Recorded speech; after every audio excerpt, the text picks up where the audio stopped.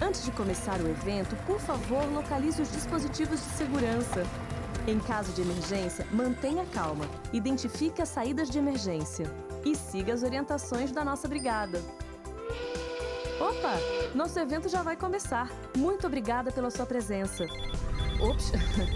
Por favor, não se esqueça de colocar o celular no modo silencioso. Pronto, agora sim! Até a próxima!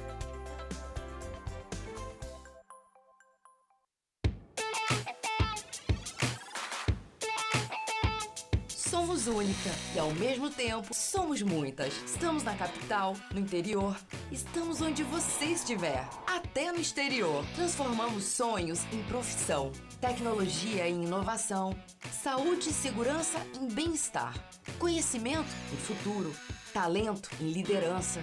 Transformamos até a sociedade.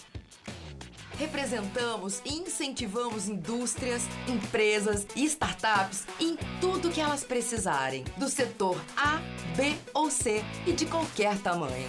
E para elas entregamos soluções únicas, integradas e personalizadas, porque somos muitas e ao mesmo tempo uma só. Viva a transformação!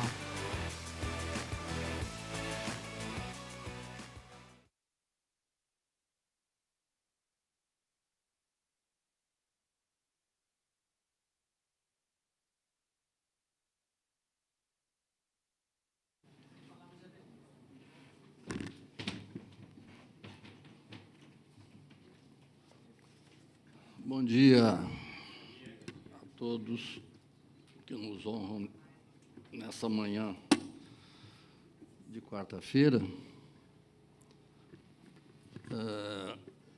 Eu gostaria de fazer uma saudação à Ana Paula Vitelli, é presidente da Bridgechem Brasil, e ao cônsul-geral do Reino Unido, Yoranjon Noorani.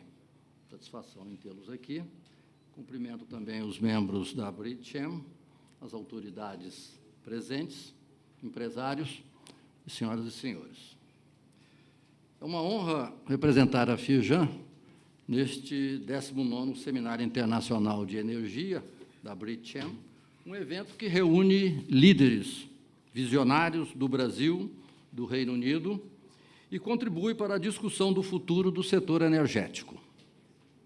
Eu quero expressar meu sincero agradecimento à Bridgechem por nos dar a oportunidade de participar das atividades de hoje. O mercado de petróleo e gás é um pilar central da sociedade moderna. Dependeremos desses recursos por um período considerável e é nossa obrigação desenvolver tecnologias e políticas públicas que reduzam o impacto ambiental. O futuro da energia é moldado pela sustentabilidade, a acessibilidade e segurança, e novas energias como o hidrogênio e eólicas offshore, que farão parte do nosso dia a dia. Com a inserção de novas tecnologias na matriz energética mundial, enfrentaremos novos desafios e teremos novas oportunidades também. Mas não podemos ignorar o papel fundamental de uma energia do presente, de hoje, o gás natural, que pode contribuir imediatamente para mitigar emissões e poluição. A Firjan já desempenha um papel ativo nesse sentido, em âmbito estadual e federal, por meio do nosso Conselho Empresarial de Petróleo e Gás e do Núcleo de Gás. Nosso gás, entretanto, não usufrui de fato de um grande diferencial, estar associado ao petróleo, assim como ocorreu da revolução do shale gas nos Estados Unidos. Se ele ganhasse a sua devida importância, nós poderíamos avançar rapidamente na descarbonização da nossa economia. Ao substituirmos a importação de combustíveis e produtos que têm o gás natural como matéria-prima, mitigamos a emissão da queima de energéticos mais poluentes e evitamos a importação de carbono via comércio marítimo. Momentos de discussão e troca como esse são fundamentais. Quando o Brasil e agentes do mundo podem debater de forma inteligente e cooperativa soluções para enfrentar desafios e criar oportunidades. O Brasil, um hub energético global, tem recebido importantes empresas de energia desde o início do século XX, incluindo investimentos britânicos. Esta relação faz do Reino Unido um parceiro estratégico para o desenvolvimento do mercado de petróleo, gás e energia nacional.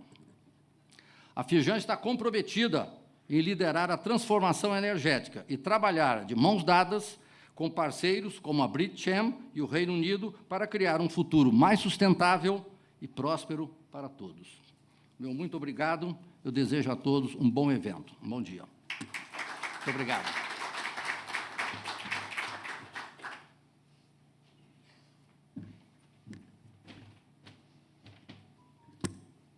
Também, bom dia a todos os presentes aqui. Eu sou Ana Paula Vitelli, presidente da Britchem, e quero, então, reforçar as boas-vindas aos presentes ao nosso 19º Seminário Internacional de Energia, organizado, então, pela Britchem. Já um seminário que tem história e que faz parte da nossa agenda anual como um momento importante para debater temas de um comitê presente aqui no Rio de Janeiro, e que é um comitê tradicional da Câmara. O evento deste ano vai, então, debater a atual configuração e o papel do Brasil na descarbonização. Quero usar os minutos iniciais para agradecer aqui, primeiramente, a Firjan, na pessoa do seu vice-presidente Luiz Césio Caetano. Muito obrigada, novamente, pela parceria, pelas palavras de boas-vindas. Firjan, uma tradicional parceira da Britchem, então é um prazer imenso estarmos aqui de novo com este seminário, neste espaço, e com toda a parceria da equipe da Firjan com a equipe da Britchem para fazer isso acontecer. Quero agradecer também à Shell, patrocinadora premium anual, representada aqui hoje pelo senhor Pablo Terreira Cuesta, Olivier Wambercy e outros representantes. E também a BP, patrocinadora do evento, representada por Adriano Burger e outros também representantes aqui da empresa. Agradeço também ao Leonardo Miranda e Monique Gonçalves, presidente e vice-presidente do Comitê de Energia da Britchem, respectivamente, pela organização deste seminário. E, assim, também ao Nick Burridge e Clarice Rocha, que são, respectivamente, presidente e vice-presidente da Britchem aqui no Rio de Janeiro, a nossa filial do Rio de Janeiro. E também Fábio Caldas, vice-presidente da Britchem Brasil, pela moderação dos painéis que integram a programação deste evento de hoje. Então, temos uma equipe forte aqui da Câmara, primeiro dos bastidores, inicialmente fazendo tudo acontecer, e hoje muitos deles aqui no nosso palco, fazendo as moderações das várias discussões que teremos ao longo do dia. Agradeço também ao Anjum Nourani, cônsul-geral do Reino Unido no Brasil, pela parceria de sempre. É um prazer tê-lo aqui de novo no nosso evento e por estar, então, aqui conosco. E, claro, aos demais associados, convidados presentes, a equipe da Câmara que trabalhou para esse evento acontecer e, last but not least, aos nossos palestrantes que estarão aqui conosco em debates riquíssimos ao longo do nosso dia. Quero também usar umas palavras iniciais para contar para aqueles que ainda não conhecem ou que não têm muito relacionamento ainda com a Câmara. A Câmara Britânica de Comércio e Indústria no Brasil é uma instituição de 107 anos, e vem se posicionando com mais e mais força como o fórum mais relevante da comunidade empresarial Brasil e Reino Unido, envolvendo também aspectos do governo Brasil e Reino Unido, para incremento do comércio, investimentos, serviços e relacionamentos bilaterais. Então, uma comunidade empresarial e governamental para discutir temas de interesse de ambos os países, das relações entre ambos os países. A Câmara, então, mencionei a vocês, está presente aqui no Rio de Janeiro, então temos aqui a figura do nosso presidente e vice-presidente hoje, mas também estamos presentes no Paraná, Minas Gerais e São Paulo, em cada uma das filiais, reunindo investidores britânicos no Brasil, grandes investidores, enfim, investidores de maior porte ou menor porte, mas em diversos setores da economia. Então, energia sendo, obviamente, um deles, mas também o setor de seguros, automotivo, educação, saúde, engenharia, alimentos e bebidas, serviços profissionais. Então, a gente cobre um espectro bastante interessante de indústrias importantes para o nosso país e que também representam as relações entre Brasil e Reino Unido. Mencionei a vocês também sobre o nosso Comitê de Energia, responsável pela organização desse comitê, e a comissão desse evento, perdão, e a semelhança de eventos como esse, eventos de outros e diferentes portes acontecem também por meio de outros comitês da Câmara, como, por exemplo, agronegócio, tecnologia, mineração, energia, saúde, infraestrutura, e outros temas que a gente trata de maneira transversal. Economia e finanças, capital humano, meio ambiente, comércio internacional e comitê legal, que vai, obviamente, tratar de assuntos jurídicos e regulatórios. Então, a Câmara tem um espectro bastante amplo de atuação por meio destes comitês em diferentes filiais, nas quais estamos presentes no Brasil e, portanto, representando a comunidade local em cada uma dessas regiões.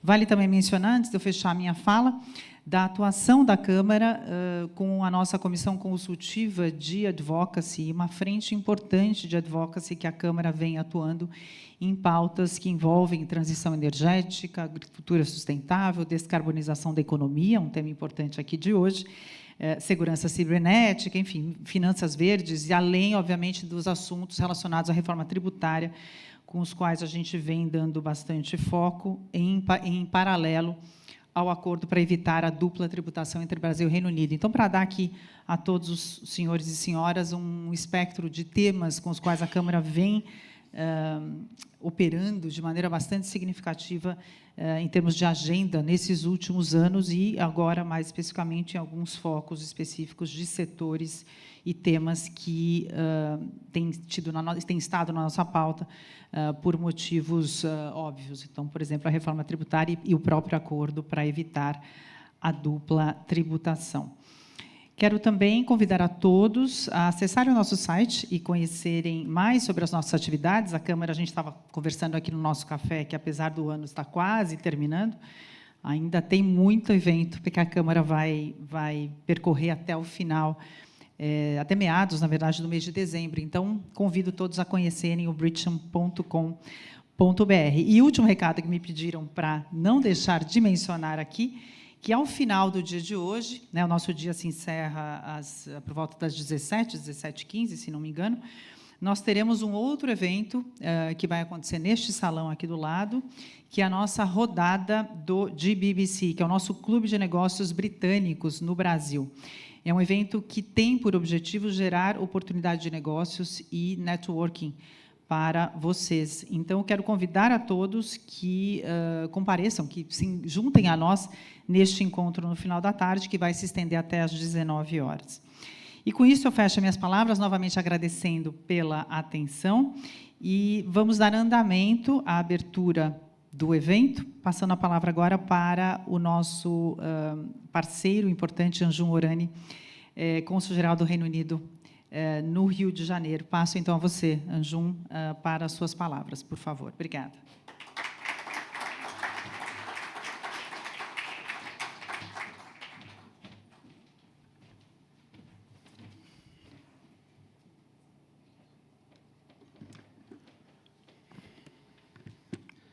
Olá, bom dia, espero que todo mundo esteja bem. Sou Anjum Morani, sou cônsul-geral britânico aqui no Rio de Janeiro, e muito obrigado pelo convite de participar aqui no início do 19º seminário. Eu estava pensando, 19º, então o seminário já passou de ser um teenager, já é um adulto, cheio de ideias, cheio de iniciativas. Então, reflete muito bem a postura do mesmo Britcham. O Britcham como organização com tanta energia, com tantos comitês, inclusive novos comitês, por exemplo, de lobbying, a Comitê Fantástico da Energia. Então, eu estou bem feliz de poder participar.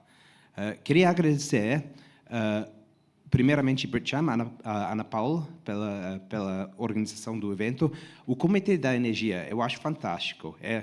Eu sou um pouco parcial, mas eu diria que é um dos melhores comitês que vocês têm. Então, muito obrigado pela organização do evento. Também queria agradecer Firjan, Luiz Cécio, pela hospitalidade de nos receber aqui. Eu notei, quando eu cheguei aqui, que tem outro evento ao mesmo tempo acontecendo no segundo andar. Então, 2 eventos no mesmo dia. Isso reflete para mim a importância, a centralidade da Firjan, e esse momento em que todo mundo está tentando se conectar e fazer negócio. Então, é um bom sinal da importância tanto do Rio de Janeiro quanto da Firjan. E, finalmente, eu queria agradecer os patrocinadores, Shell, BP, os outros. Eu acho que eu estou orgulho de ser britânico com empresas como essas, que são com origem britânica. Então, eu achei o tema desse evento bastante interessante, porque muitas vezes a gente fala do papel da descarbonização no Brasil, mas esse tema aqui é o papel do Brasil na descarbonização, ou seja, qual é o papel do Brasil internacionalmente da descarbonização. Eu queria mencionar algumas reflexões sobre isso, mas antes disso, eu queria reforçar a importância do tema da energia para o governo britânico. Energia é um tema super importante para a gente. Na verdade, eu citaria 4 razões. Uma, claro, é a mudança climática, né? A transição energética é fundamental para chegar às nossas metas climáticas. A gente está ao ponto de começar a COP28 lá em Dubai, e vamos ver, mas provavelmente o próximo COP30 vai ficar aqui, no Brasil.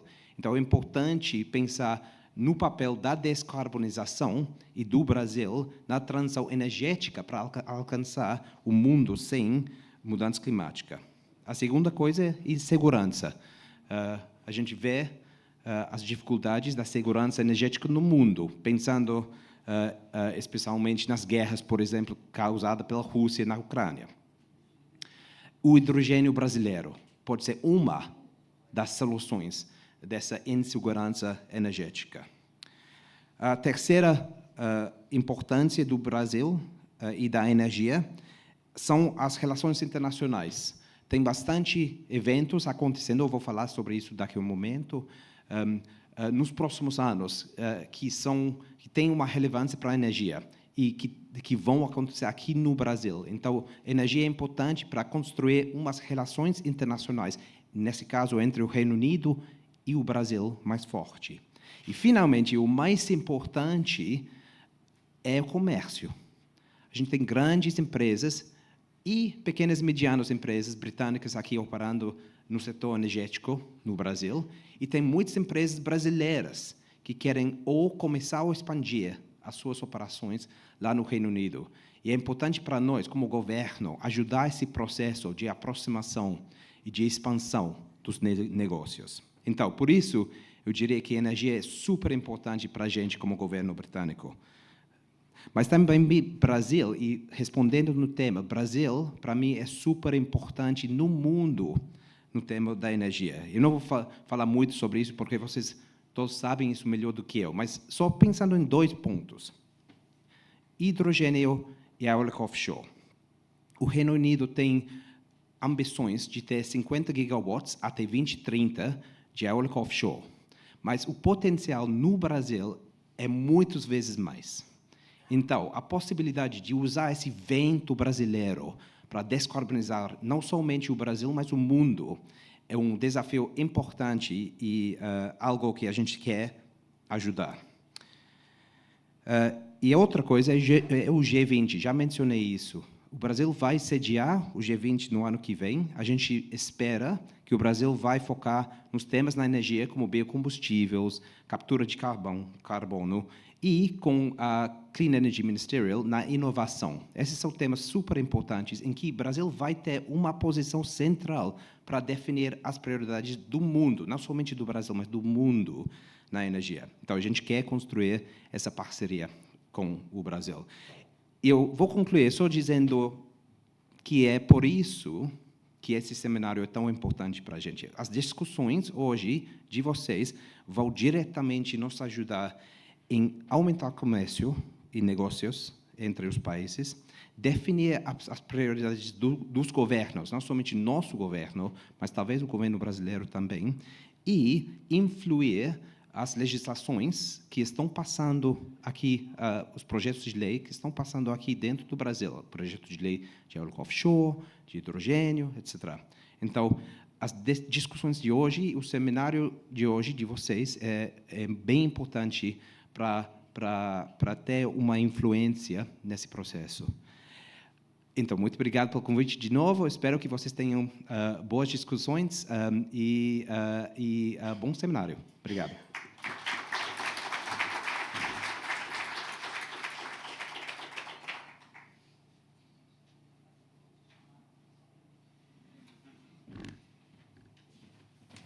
Me deram mais uma tarefa aqui, antes que a gente, para dar início efetivamente agora, eu quero chamar aqui ao palco a Clarice Rocha, vice-presidente da filial do Rio de Janeiro da Bridgem. Clarice, seja bem-vinda. E ela vai fazer, então, a apresentação do primeiro painel. Muito obrigada. Obrigada, Clarice.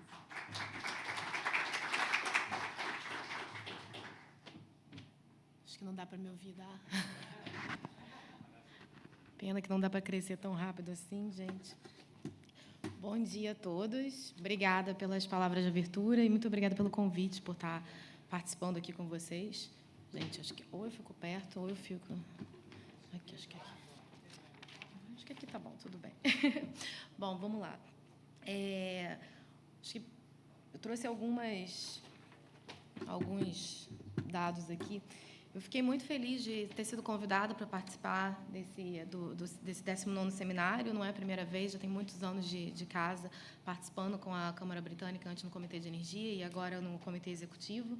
E, especialmente, nesse primeiro painel, além de fazer parte da Câmara como vice-presidente aqui da filial do Rio, eu também atuo no Energy Industries Council, e uma das coisas que a gente faz por lá, a gente mapeia informações de projetos da parte de CAPEX no setor de energia, e tem alguns dados que a gente percebeu nesse tema do painel da parte de operações sustentáveis, que quando a gente olha para essa parte de descarbonização, a gente está falando muito, né, de hidrogênio e CCS, a gente hoje tem rastreados lá mais de 88 bilhões de projetos futuros só aqui na América do Sul. E cerca de 90% disso é na área de hidrogênio verde, quando a gente junta, né, a transição energética, hidrogênio e CCS. Só que quando a gente vê a quantidade de investimento que ainda vai acontecer de projetos futuros e ativos, somando upstream e midstream, que são os temas que a gente vai falar aqui, a gente está falando de 307 bilhões de dólares ainda por serem investidos. Então, tem muito dinheiro por vir por aí. E aí, eu acho que é a importância do painel que a gente vai entrar agora, porque a gente está falando de operações sustentáveis, de trazer a descarbonização para o tema de upstream. Então, como é que a gente traz essa transição para um investimento que ainda vai acontecer e tentando trazer ele, tornar ele cada vez mais verde. Então, mas eu não vim aqui para apresentar, eu vim aqui para moderar, só queria trazer essa reflexão. Então, para compor o painel, eu gostaria de convidar o Adriano Truffi Lima. Ele é Head de Sustentabilidade, HS, que é da Vasta Infraestrutura, oceanógrafo com 20 anos de experiência profissional, trabalhando em gestão costeira, licenciamento ambiental, saúde e segurança, resposta a emergências, sistema de gestão integrado, estratégia de sustentabilidade, descarbonização e projetos socioambientais. E, nos últimos 16 anos, vem atuando no setor portuário e óleo e gás. Adriano, cadê o Adriano? Está aqui, seja bem-vindo.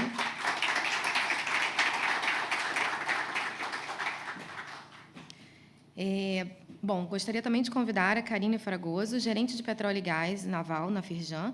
Ela é economista pós-graduada em Economia e Gestão em Energia pela COPEAD, com foco em sistemas de distribuição de gás natural. Ela participou do programa Yale Wharton, na Universidade da Pensilvânia, para capacitação em estratégias e inovação de negócios. Ela esteve diretora-geral da Unip, onde representou as associadas trabalhando em plena abertura dos mercados associados, e hoje atua no seu conselho consultivo. Karine, por favor.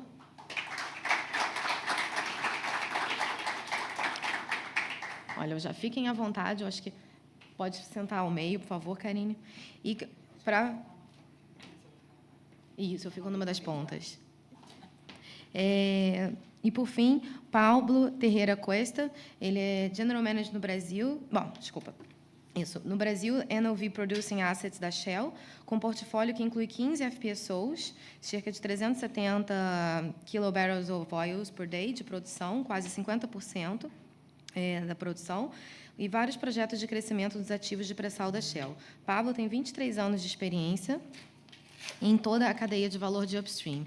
Ele começou sua carreira como engenheiro de petróleo e trabalhou em posições de crescente responsabilidade técnica, liderando a entrada da Shell no México. Pablo é mestre em engenharia aeroespacial da Universidade Politécnica de Madrid, na Espanha, doutor em dinâmica dos fluidos pela Universidade de Bristol, no Reino Unido, e ele é um pai orgulhoso de 2 meninos altamente energéticos, acho que eu tenho isso em comum com você, Briscoe e Gray, e é casado com a Luma. Por favor.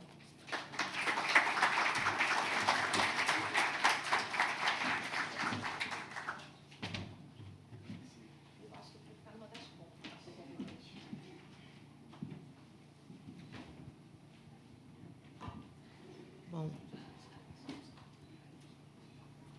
deixa eu ver se está assim. Então, vamos lá. Para dar abertura, como é que a gente vai fazer esse painel agora? A gente vai fazer em formato de apresentação e depois eu convido vocês para uma roda de discussão. E eu já vou avisar a vocês que estão sentados aí estão intimados a fazer parte do painel também. Então, prestem atenção e me ajudem com a parte de perguntas, para deixar todo mundo aqui bem à vontade para fazer, de fato, uma discussão no final, tá bom? Então, eu gostaria de convidar primeiro o Pablo para fazer a primeira apresentação. Aí, Pablo, fica à vontade, eu sei que você tem slides, se você quiser usar o púlpito ou se você preferir ficar sentado aqui.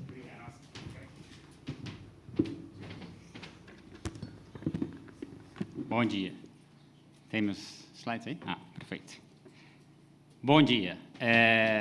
Muito obrigado pelo convite da BritCam. É meu segundo evento da BritCam.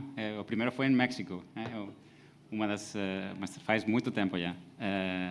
5 ou 6 anos. Desafortunadamente, meu português não é mais portunhol que português. Então, eu pedi para os organizadores se eu podia fazer a apresentação em inglês. Eles foram muito amáveis comigo, eles falaram sim, sem problema.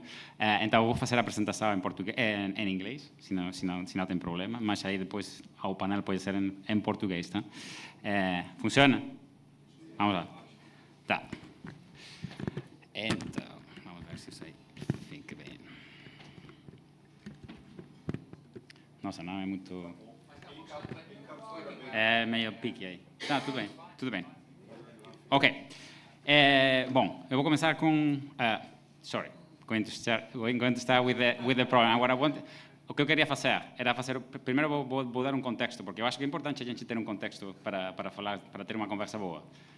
O contexto que eu quero falar, que é a transição energética, ou bom, como a gente vê a transição energética, qual é a nossa estratégia, como companhia, como a Shell, na transição energética. Qual é esse contexto? E qual é o contexto de upstream nessa transição energética? Porque eu acho que é muito importante a gente entender qual é o contexto de upstream e o que a gente está fazendo no upstream para descarbonizar nossas operações. Então, queria falar um pouco aí, depois a gente já passa para o que é alguns exemplos de descarbonização que a gente está tendo na parte da upstream, principalmente em Brasil, mas também globalmente. Então, tackling the climate crisis or the change is an urgent challenge, but only a transformation of the global economy and the energy system that will support it will prevent the world from increasing the total amount of greenhouse gases and really bring us to what we call net zero. Through Power in Process, not sure you guys have heard about Power in Progress, but Power in Progress is Shell's strategy, which was released in 2021, and really establishes our commitment to net zero by 2050, which is in line, of course, with the Paris Agreement. And the strategy is really designed to create value for our shareholders, for our customers, and for society at large. And it's centered on 3 key pillars. The upstream, which is what we're talking about today, the transition pillar, which is really around gas, right, and the role of gas in the energy transition, and the third one, which is really growth, which is really about renewables, hydrogen, CCS, MBS, and all the other sort of more decarbonized products. Power in Progress has 4 axes, and you can see them there, which is all about achieving net zero emissions by 2050, generating shareholder value, powering lives, and respecting nature. So that's what the company strategy, company being Shell, is all about. I'll spend a couple of minutes on on our position in Brazil, because I think it's important to see how Shell plays. Shell, of course, the major piece of Shell in Brazil is the upstream business at the moment. But we're really investing in many lines of business. And I just wanted to maybe reflect a little bit on that in case you were not aware of it. So, as I said, we invest in several lines of businesses to support socioeconomic development in line with our transition goals, which I just talked about. Not sure you've heard of Shell Energy Brazil. Shell Energy Brazil is our energy trading company, which trades gas, but also offers clean products to our customers throughout Brazil. We have Raízen, which you probably are familiar with. It's a pretty large JV with Cosan in the biofuels space. So actually, Raízen is the largest bioethanol producer in the world, and we have 50% of that. It's not just that, but it has the largest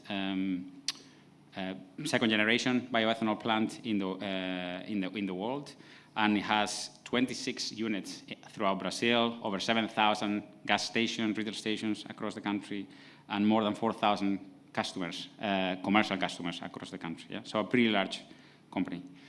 We also have Marlim Azul.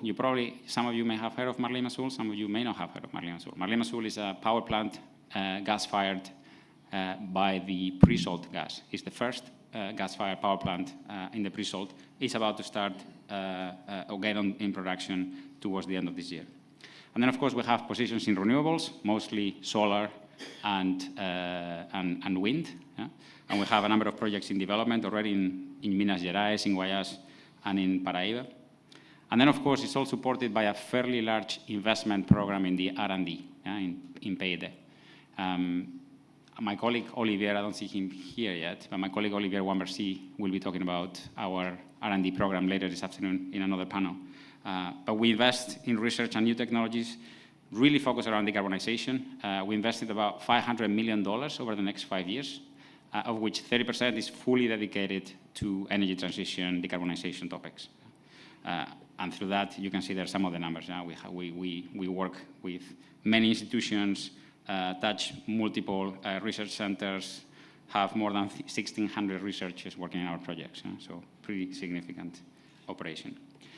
The big one, as I said, for us in Brazil is deep water.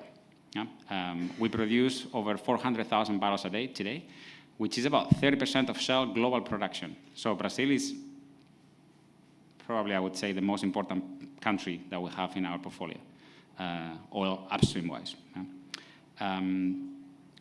The majority, of course, is in partnerships, so we are non-operated in the majority of our assets. We currently have 17 assets in production. We're going to have 20 FPSOs in production over the next few years. And it's important because we already have 15 FPSOs, which by definition we cannot change, right? So we need to work on what we call operational optimization in order to decarbonize or help with the emissions associated with those projects. Of course, for the new projects, we're in a much better position to really make a bigger change. Yeah?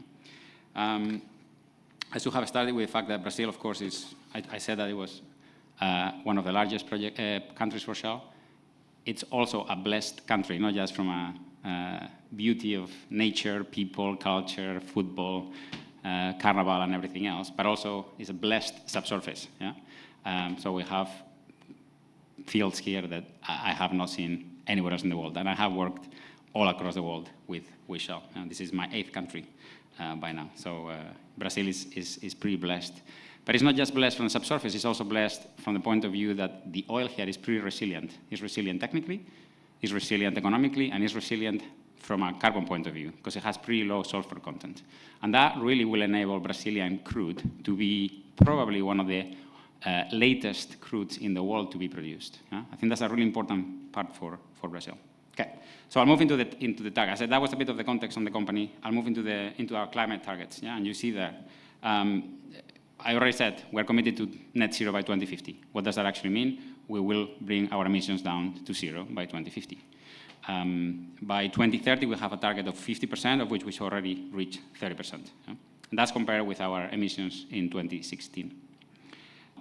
I think one important thing that probably not very familiar to you is that the bonus system for our top executives, and that's about 16,000 people in Shell, are tied to to our targets, our climate targets. So that's a really important thing. But that really means the money that our senior executives bring home is fully linked to what we do on the decarbonization front.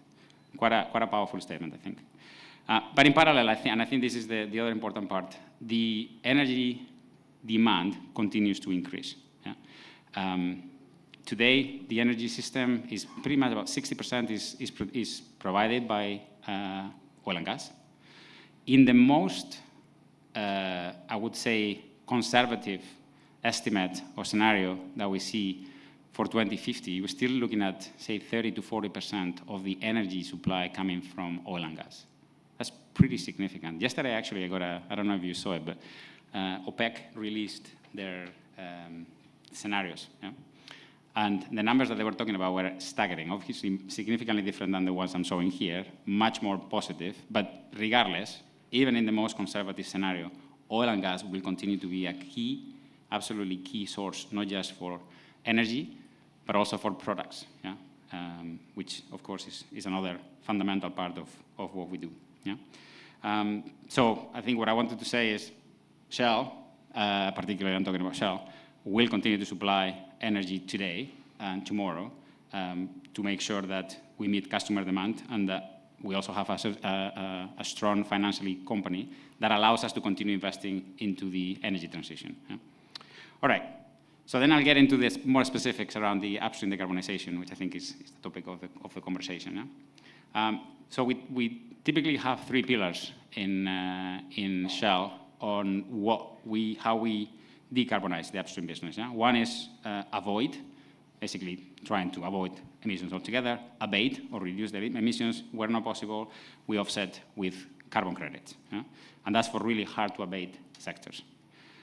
The solutions, and you can see there, range from very low short-term, say things that you can do today, to very long-term. Typically, the shorter term, the less impact they have. The longer-term solutions are obviously the ones that are true game changers. Yeah? And you can see there, we talk about low carbon mobility, we talk about operational excellence. Those two are typically short-term, much lower cost. Then you move into the low carbon power arena, which is really things like electrification of our offshore platforms or power from shore, renewables, etc. And then when you go into the real then you go into the real, what I would call real net zero, because with the others, we may be able to get up to 50% or so the emissions reductions. To get to truly net zero, you're going to need the carbon sequestrations and the MBSs of this world. Yeah? An important part that I haven't mentioned so far is that, and I'm sure we'll talk about it through the panel, we believe at Shell, and we advocate strongly for carbon pricing as a way to foster new businesses which are linked into emerging technologies and decarbonization. Yeah? So I think that's an important part which will enable that right-hand side. So you need R&D and you need strong policies and incentives, carbon pricing, in order to materialize what's happening on the right. Otherwise, that stuff will unfortunately be very difficult to materialize.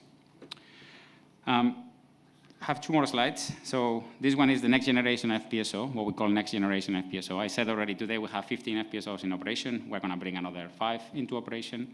And we're working on decarbonizing or trying to lower the emissions of our newer FPSOs. This is just an example. So, these are some of the things that we are working on. This has the potential to reduce probably up to 50%. What does it actually do? You're basically looking at operational efficiencies on things that we already know today. You're also looking at some newer things, like, for example, electrification of all the equipment offshore. That has the potential to really bring it up to, say, 20, 30%. And then you have, you enable things like bringing power from shore, right? Through cables, that would further reduce about 20% additional. You still see, as I said, they're going to have another, say, 50%. They're going to have to do other stuff about. Yeah? So just wanted to highlight that lots of work in progress. Lots of these things are already implemented, mostly tackling combustion. Yeah? Combustion is the biggest source. About 80% of the emissions offshore are related to combustion for power generation. Yeah? All right, so last slide, actually I have a summary one, but CCS. This is an example of a project that Shell pioneered in Canada. In fact, I was there 2 weeks ago. I brought some of my Petrobras colleagues there to see it because obviously there is a lot of interest on bringing CCS to Brazil as well. Yeah? This project started 10 years ago. Shell was a true pioneer, co-developing the regulations with the regulators in country, co-developing development plans with all the stakeholders, landowners, regulators, policymakers.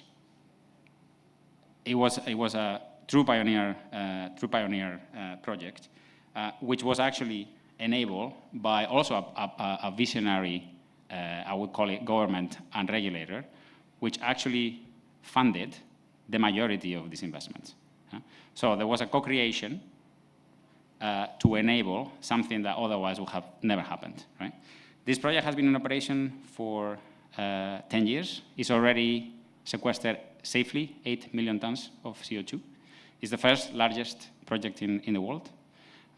What it does is captures CO2, which comes from the hydrogen unit, at an upgrader. That probably sounds like rocket science. You know, heavy oil comes into an energy park that is upgrading through hydrogen generation. You make synthetic fuel that you can then refine and then create your products, yeah? Your SAFs, your diesels, your gasolines. So what we do here is capture the CO2 that comes from the hydrogen unit. Yeah? So just think about that. There is a hydrogen unit, there is carbon capture, all enabling a almost net zero project. Yeah? And that was possible, fully possible, because of the visionary work from Shell, but also from the stakeholders that made it happen. Why do I say that? Because I think we're in a unique position here in Brazil to do something similar. Regulations are still being developed. You know, things like safe, progressive regulations that enable business development like this are critical for Brazil to succeed in CCS. Yeah? So I'll probably leave that there, and I think I probably took more time than I should, so I'll skip the key summary, which doesn't even go forward. So thank you.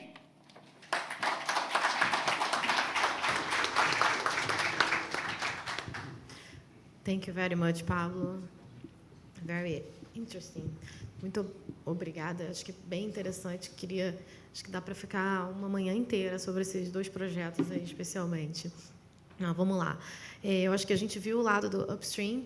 Então agora vamos entender como é que é possível. Será que é possível descarbonizar a parte do midstream? Vamos lá, Adriano. Será que você pode explicar um pouquinho para a gente o que vocês têm visto lá ou feito lá na Vast?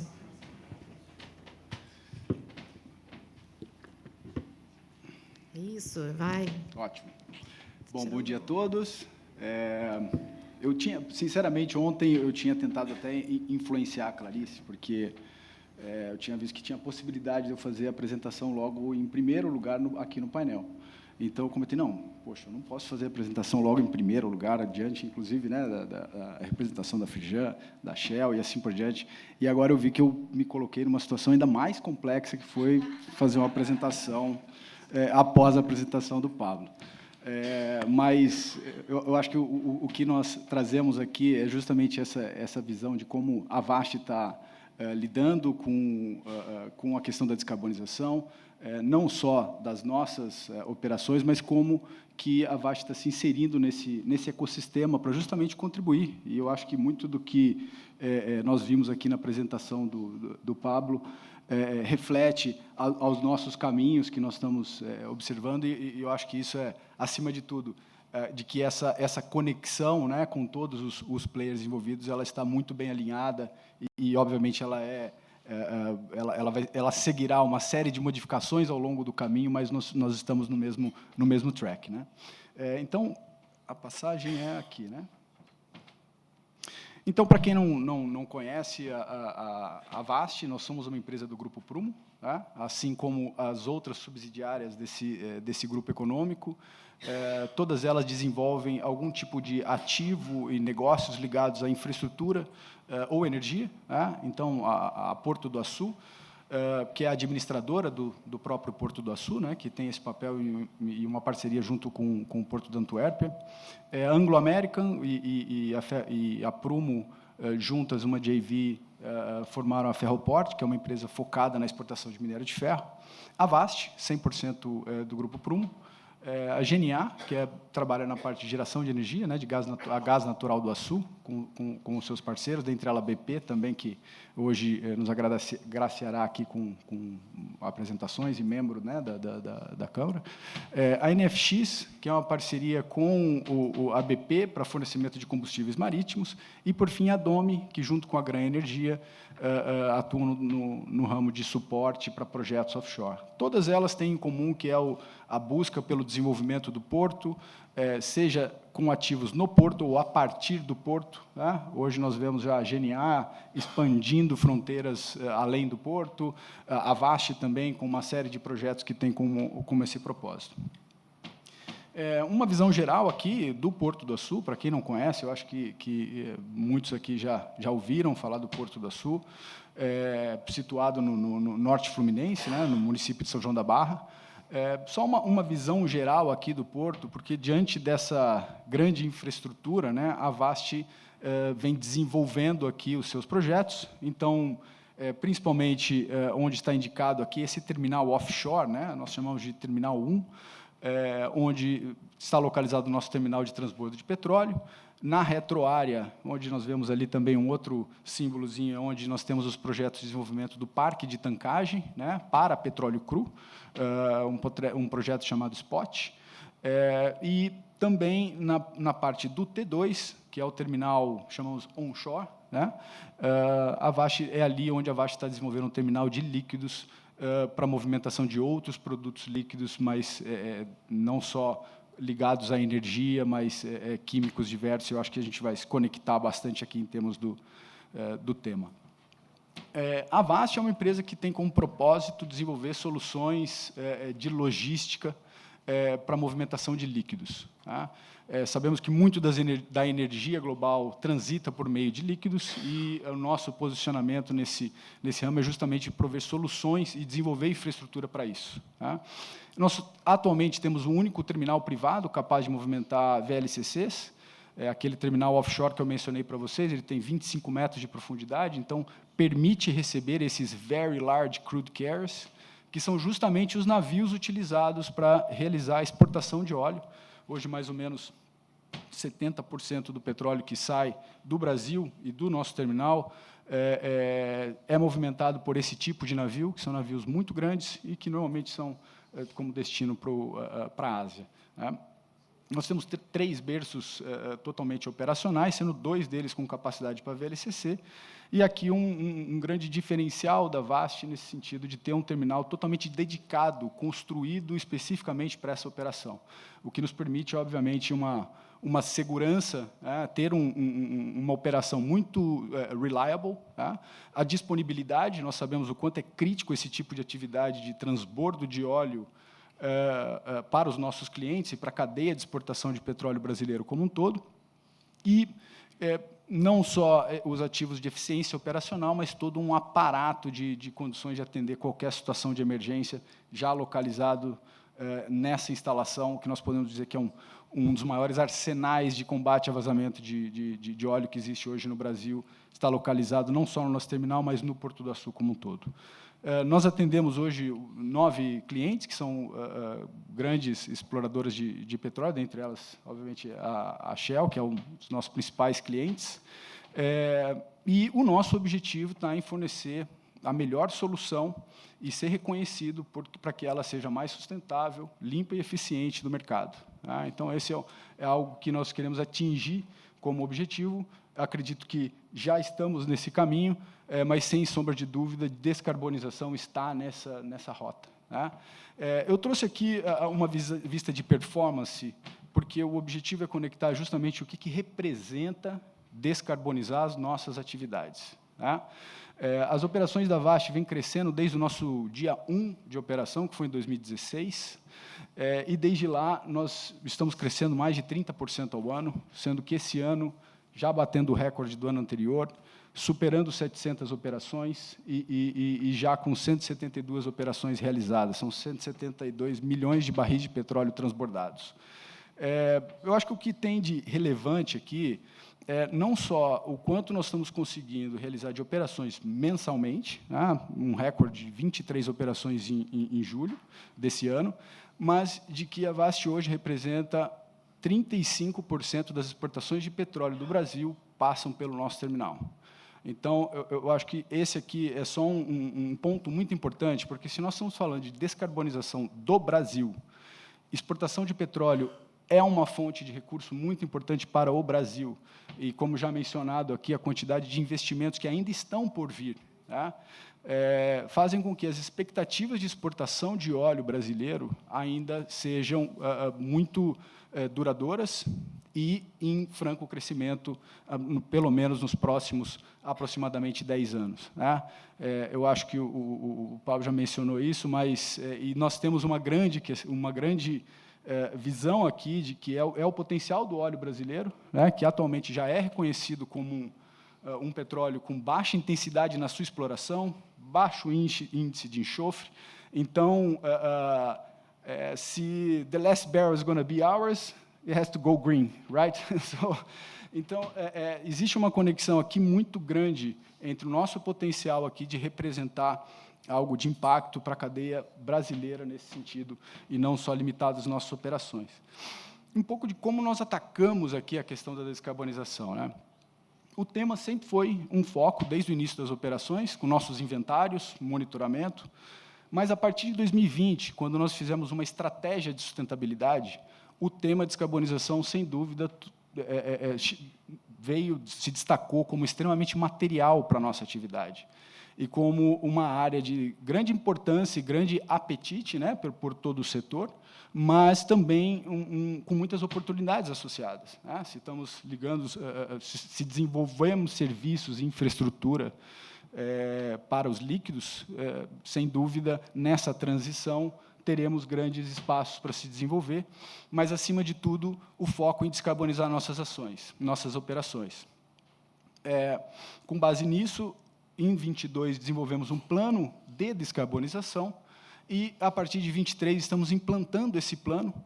Ele define também, como já mencionado aqui pelo Pablo, o nosso objetivo de alinhamento com o Acordo de Paris, mas todas as nossas metas operacionais de redução de intensidade das nossas emissões até 2030. Um highlight, então, sobre o que nós estamos fazendo nas nossas operações. Né? Importante ressaltar aqui que nós temos total ciência de que as nossas operações, em termos de emissões, elas são muito, não vou dizer desprezíveis, porque qualquer emissão ela tem que ser contabilizada, gerenciada e controlada.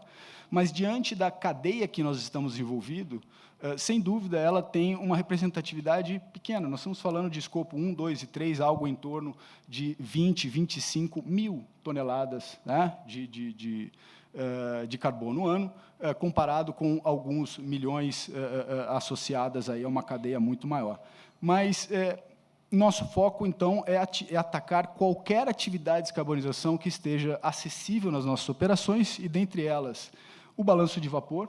Né? Todo navio, quando transfere uma carga de um navio para o outro, ele gera vapores, e esses vapores têm emissões associadas, né? Eles são os carbono orgânico voláteis, né? Nós temos aí presença de metano, sabemos a representação do metano em termos de capacidade de efeito estufa, e nós conseguimos hoje, em parceria com os nossos clientes, atingir 90% do tempo das operações, elas ficam fechadas, 100%, porque nós utilizamos um sistema de balanço de vapores, uma operação toda desenhada para que isso ocorra, e isso representa mais do escopo 1, 2 e 3 de emissões da Vast em termos de emissões evitadas durante as operações. Né?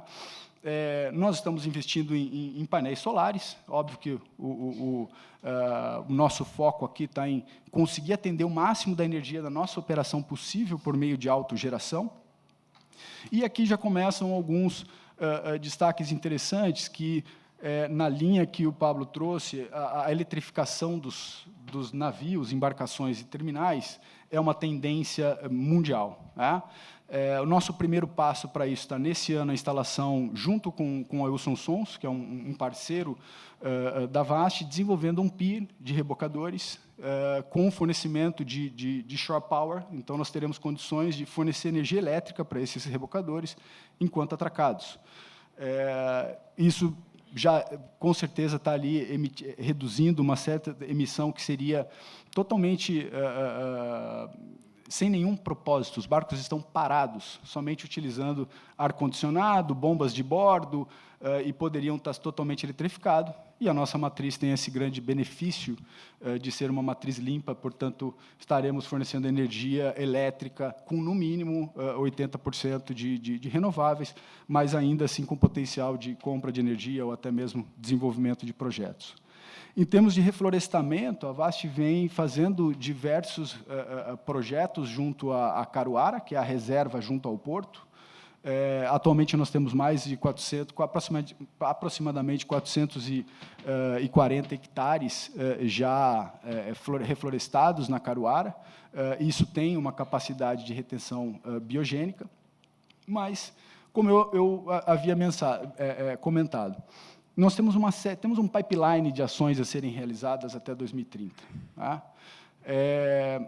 Essas ações, novamente, têm as suas restrições pelo próprio perfil das emissões, mas o nosso foco é justamente olhar onde estamos inseridos. Tá? E, com esse objetivo, o que nós começamos a entender cada vez mais, estando inserido nesse ciclo de vida de exportação do petróleo, a tentar identificar no midstream relacionado à exportação de óleo, onde que nós poderíamos ter a oportunidade de contribuir com os nossos clientes para poder reduzir essas emissões. O que nos levou, eu acho que o Pablo trouxe aqui um detalhamento, né, do upstream, e aqui um foco muito na relação da exportação do óleo, que envolve o alívio do navio na plataforma, a vinda desse navio até o porto, a manobra do navio no porto, a execução de uma atividade propriamente dita, que é a transferência de petróleo, e, a partir daí, esse navio vai embora para o seu comprador desse produto. Tá? Em cada uma dessas áreas, o nosso foco foi, vamos tentar mapear quais são as fontes de emissão ali, para que a gente possa explorar o que pode ser feito. Eu acho que o importante aqui é nós olharmos que esse navio que realiza o offload da plataforma, eles permanecem aqui no Brasil. Então, ele não é um navio de longo curso convencional. Nós estamos falando de um navio de porte Suezmax, com 1 milhão de barril de capacidade, que permanece aqui no Brasil. Então, esse navio ele tem que ser atendido completamente aqui no país, em termos de os serviços todos relacionados para ele, o seu abastecimento, mas, acima de tudo, uma grande vantagem. O fato dele permanecer aqui traz uma característica que é ele realizar múltiplos port calls. Ele está sempre voltando ao nosso terminal. Então, quando nós olhamos que qualquer necessidade de, por exemplo, combustíveis, tá? O navio precisa de alguma adaptação ou não precisa de alguma adaptação.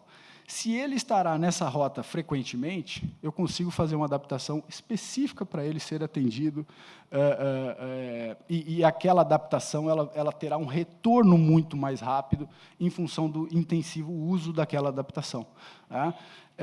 Da mesma forma, fornecimento de energia elétrica ou coisas do tipo. Então, com base nisso, nós identificamos 3 grandes oportunidades de parcerias, e aqui onde a VAST realiza hoje nossas ações, que temos que realizar no dia a dia. Eu mostrei os números, o quanto que a gente vem crescendo, e temos que garantir uma operação muito segura, mas já identificamos algumas oportunidades que nós estamos trabalhando para poder viabilizar e, com isso, contribuir justamente aquelas fontes de emissão que eu mencionei um pouco atrás. Dentre elas, a primeira delas, nós temos que fornecer combustível do Very Low Sulfur, com baixo teor de enxofre, no Açu. Isso parece fazer o mesmo que já se faz em outras regiões. Entretanto, ao disponibilizar o abastecimento no Açu, nós eliminaremos uma perna que esses navios realiza somente para abastecer. Então, eles têm que ir para outros portos para abastecer e depois vir até o Açu para realizar uma operação. Né? Então, se nós conseguimos somente disponibilizar esse produto e o serviço no Açu, nós já estamos falando de redução de emissões.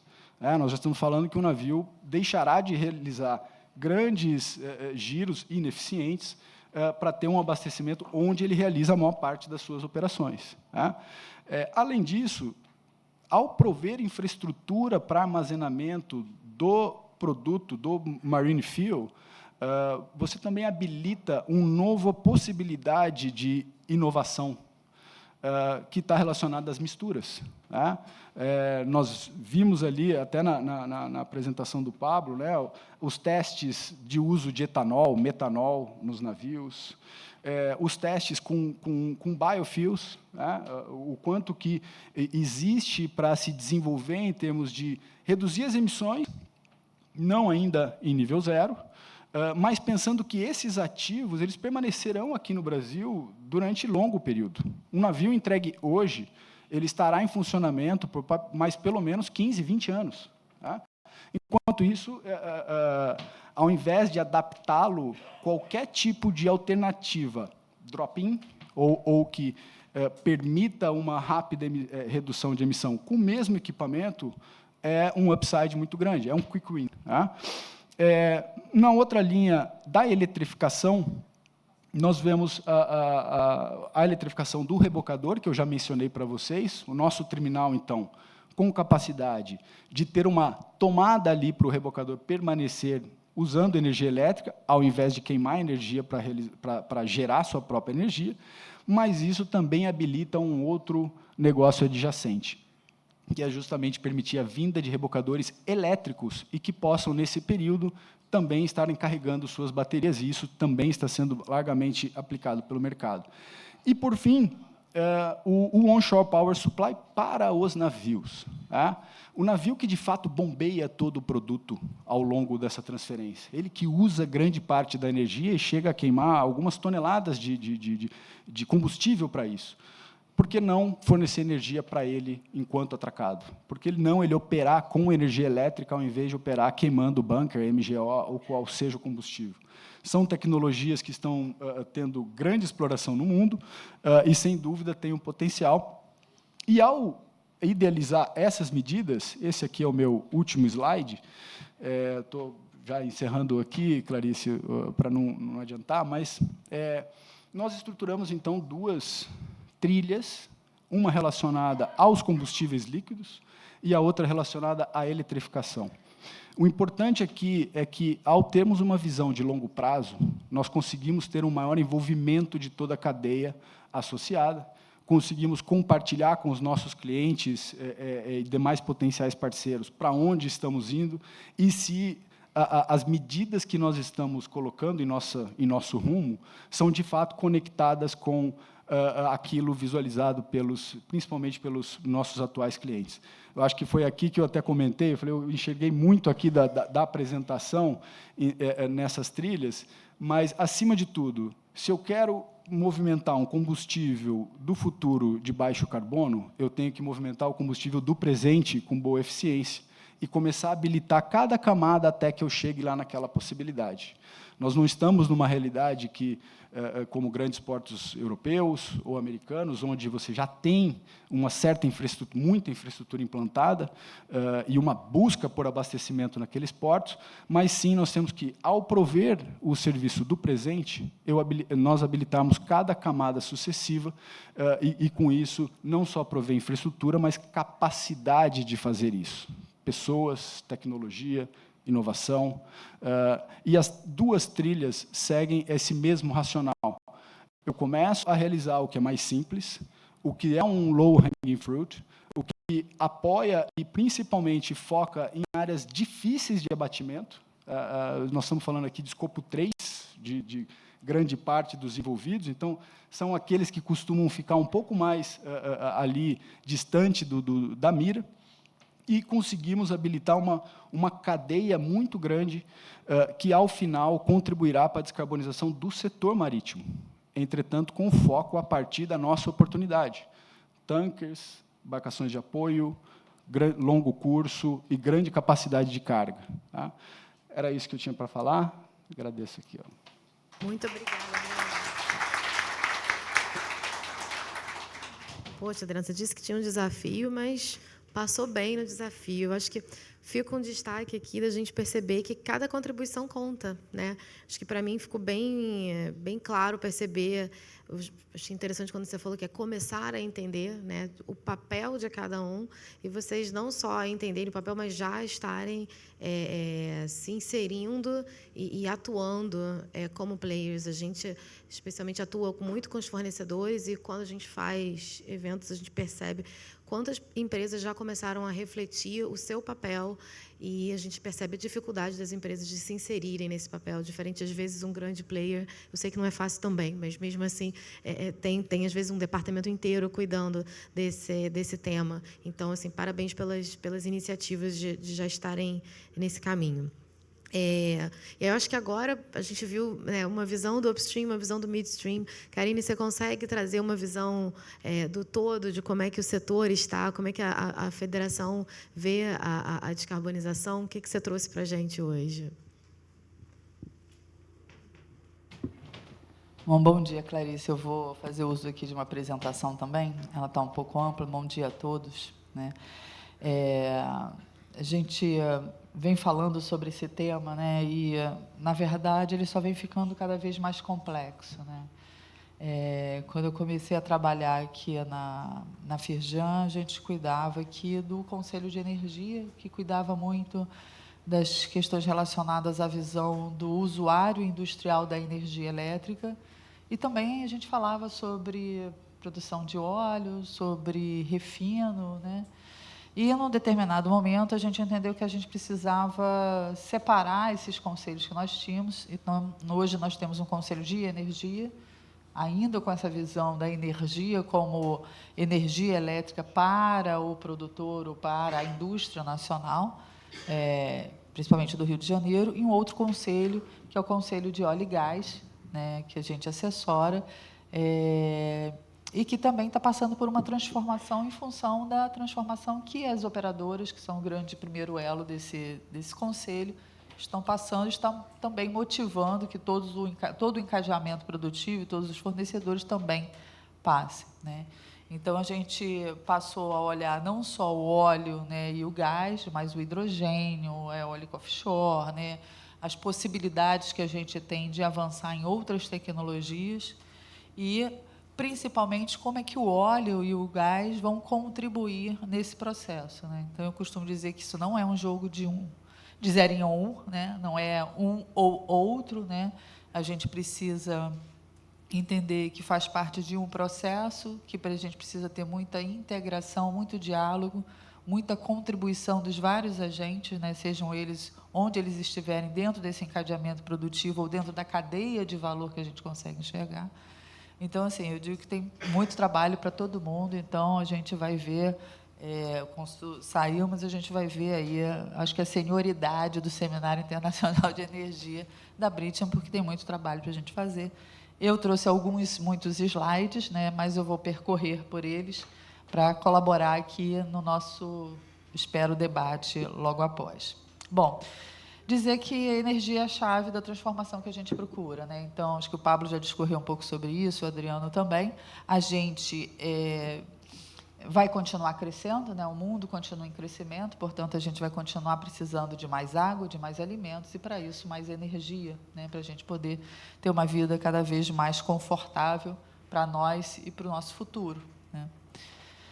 Portanto, a gente entende que a gente vai precisar ainda mais, né, não quantitativamente, mas muito mais da participação dos agentes que produzem óleo e gás e cada vez mais daqueles agentes que estão buscando trazer novas fontes renováveis que colaborem aí no processo de descarbonização.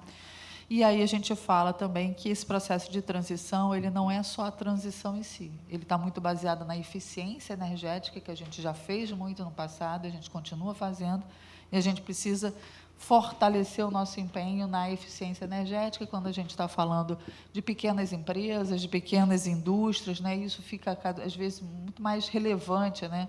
as questões relacionadas à eficiência energética. Como eu já falei, a manutenção do petróleo como importante fonte de energia, né? O Pablo também discorreu, vou falar um pouco mais sobre isso. O aproveitamento do potencial energético, né? Tem uma sombra ali, né? De cada localidade, isso diz respeito, né? Ao que o Brasil tem de potencial, o que o Rio de Janeiro, dentro do Brasil, tem de potencial para contribuir, mas também os outros estados e também os outros países. E como é que se dá essa relação entre países, entre estados, entre parceiros que querem alcançar o mesmo propósito da descarbonização.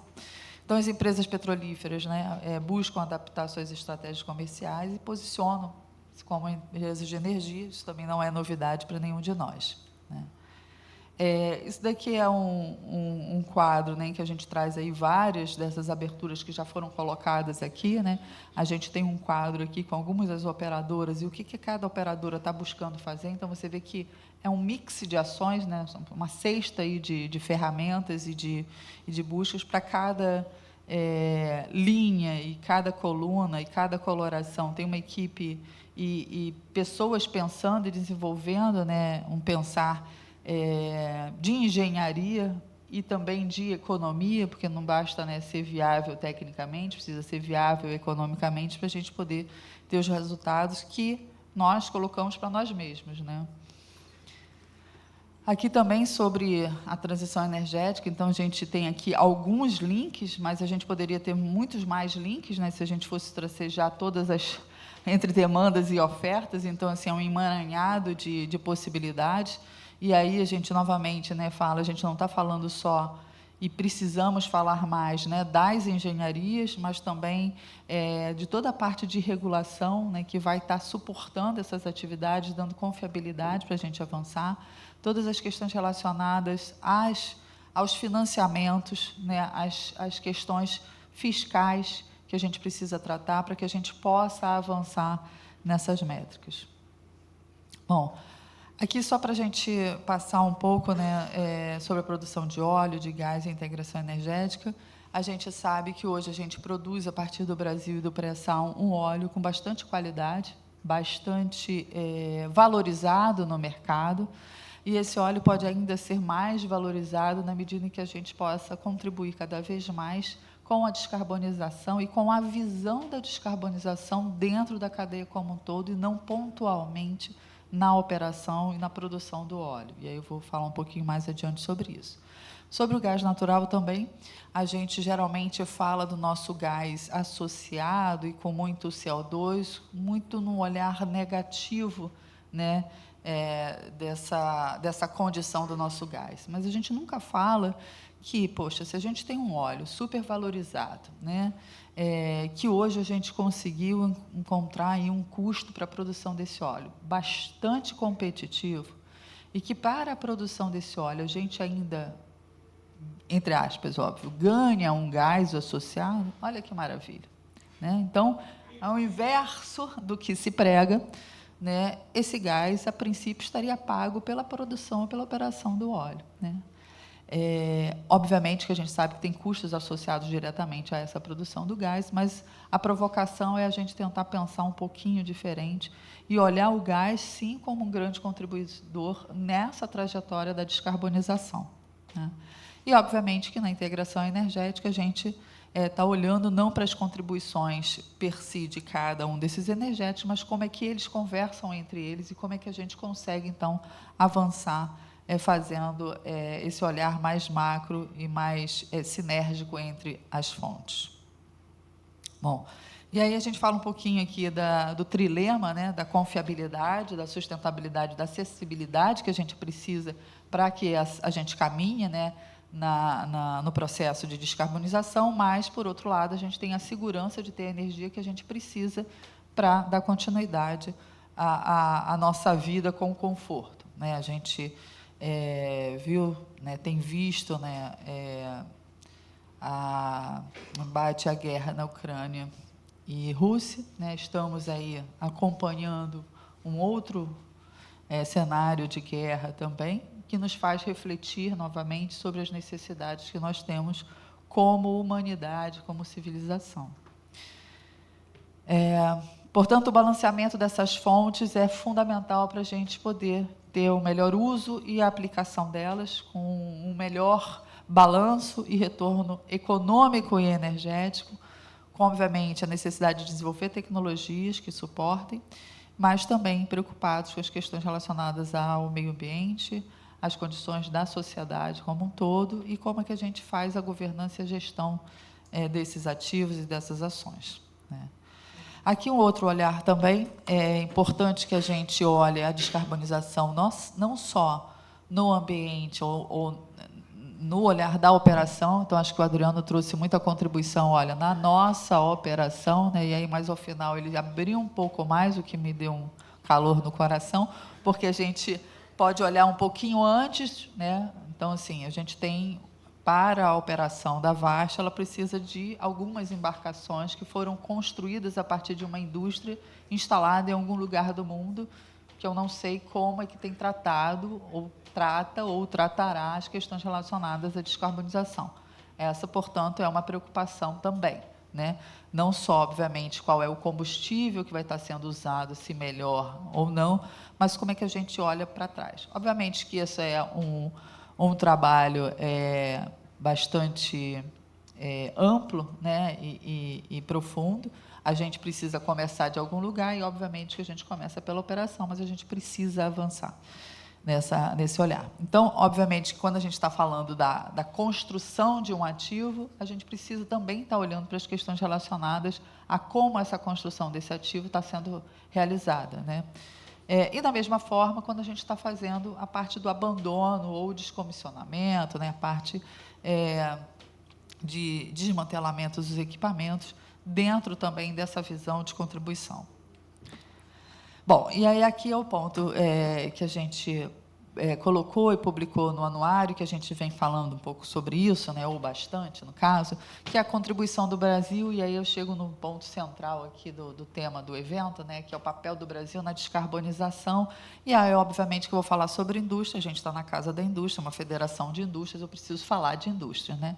Então, a indústria brasileira pode e já vem contribuindo muito com a descarbonização dos processos de produção, né, dos produtos finais. Então, para além do que a gente já consegue observar e enxergar de medição de óleo descarbonizado, por exemplo, quando a Petrobras diz, né, ou quando algumas outras operadoras, recentemente eu vi o Equinor falando, acredito que a Shell também, né, o nosso óleo produzido aqui, ele tem aí uma faixa de carbono que está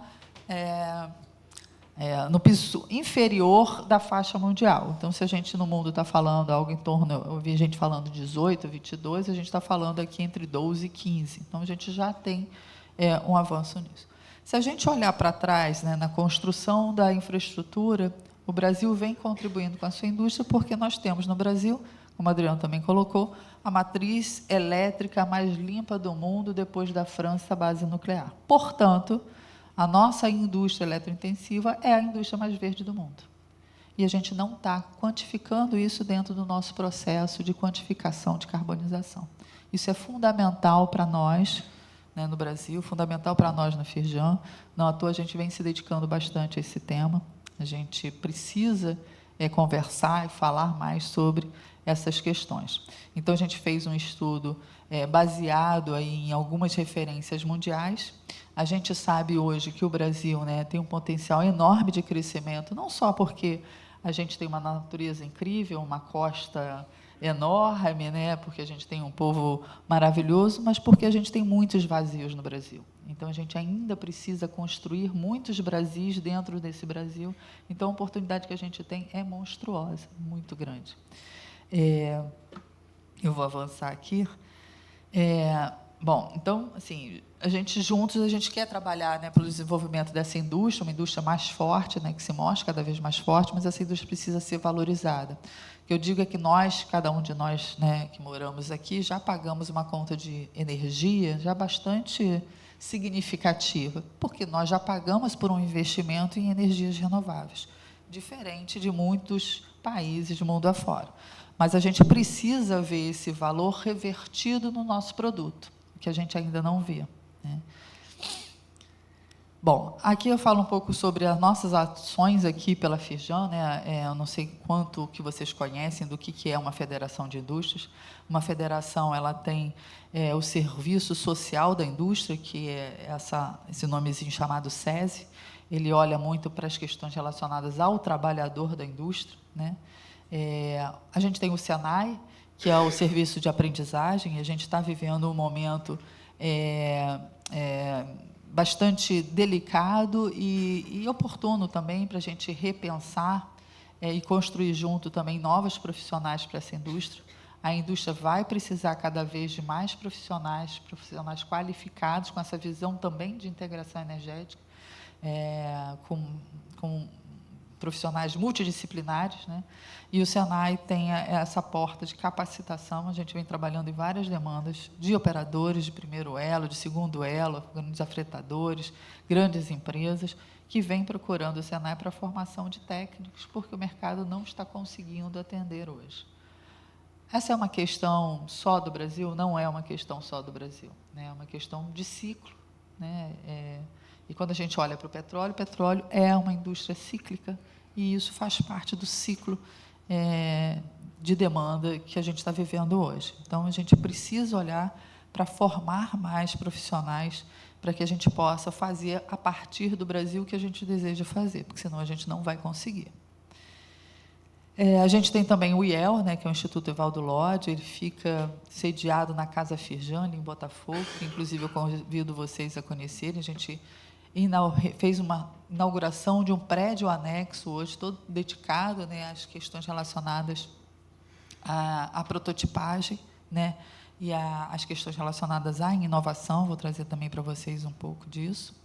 E a gente tem a Federação e o Centro Industrial como esses braços para a defesa de interesse e posicionamento da indústria, com estudos, com notas técnicas, e com um olhar pela indústria e o fortalecimento da indústria, né? E nós também atuamos junto à sociedade com vários temas que são temas de atuação, como educação, desenvolvimento humano, né, a promoção da saúde do esporte, o meio ambiente, que nós temos um centro de tecnologia dedicado ao meio ambiente desde 1999. Ele veio evoluindo e hoje ele é o Centro de Química Verde que nós temos na Tijuca, e que vem contribuindo muito nesses desafios que a gente tem hoje também para a descarbonização, que dizem respeito também a estudos de novos materiais, né? Por exemplo, o Adriano estava falando de tancagem, né? Como é que a gente pode melhorar a qualidade da nossa tancagem? Que tipo de material a gente pode desenvolver? Como é que a gente pode melhorar aí os nossos processos? Bom, o desenvolvimento da indústria é a origem, o avanço da economia, né? A gente, para fazer tudo isso que a gente está desejando fazer, como redução de carbono, a gente vai precisar da indústria para poder promover isso. Então, a gente precisa criar esses empregos, gerar e regenerar esses valores e essas rendas. Aqui eu trouxe o mapa da inovação, que está lá, né, na Casa Firjan. Então, são muitos quês, comos, porquês, né, quando, e que a gente vai procurando responder. Obviamente que isso tudo é feito junto com as empresas associadas, junto com os comitês que nós temos, né? São vários os comitês, vários os segmentos industriais também, que vêm participando e construindo essa visão para a Firjan se posicionar aí com essa atuação do Comitê de Inovação. Aqui um pouquinho também falar sobre a necessidade de desenvolvimento de tecnologia, e a gente vê aí, semana após semana, né, sendo divulgado novos valores que estão sendo colocados à disposição da construção e do desenvolvimento de tecnologias que vão apoiar o processo de descarbonização, né? Então, a gente está construindo uma nova economia baseada em outros referenciais, né? E a gente também vem colaborando nesse sentido.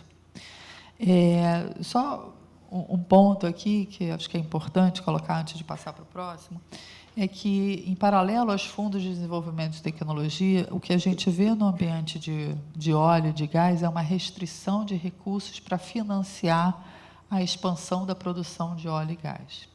E se a gente restringe a expansão da produção de óleo e gás, a gente restringe renda que vai, de novo, suportar um processo de descarbonização.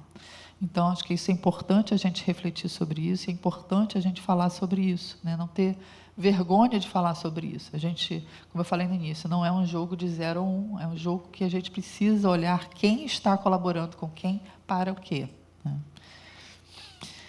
Bom, a gente aqui também faz, né, Clarice, você sabe disso, assim como a gente sabe de vocês sabem da gente, a gente também faz um painel de acompanhamento dos projetos aqui pela Firjan, né? A gente tem um olhar, obviamente, dedicado ao Rio de Janeiro, né? Essa é a nossa praia, né?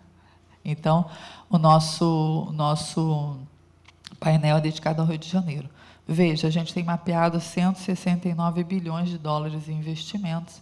Então, com isso, eu quero dizer que a gente precisa conversar mais, para a gente poder trocar mais figurinha e poder ter a dimensão de todos esses projetos que a gente já consegue enxergar. Talvez vocês consigam enxergar outros ou de forma diferente. Eu acho que é sempre bom a gente colaborar. Esse tipo de informação é fundamental para quem está tomando a decisão por investir, né, ou que vai tomar, ou que precisa entender qual é o cenário que ele vai encontrar. Eu lembro sempre, a gente tinha aqui um documento chamado Decisão Rio, né? E eu lembro sempre de um empresário que veio me procurar para conversar sobre a publicação, e a pergunta que ele me fez é: eu quero saber quantas universidades eu tenho no entorno da área que eu estou planejando fazer investimento.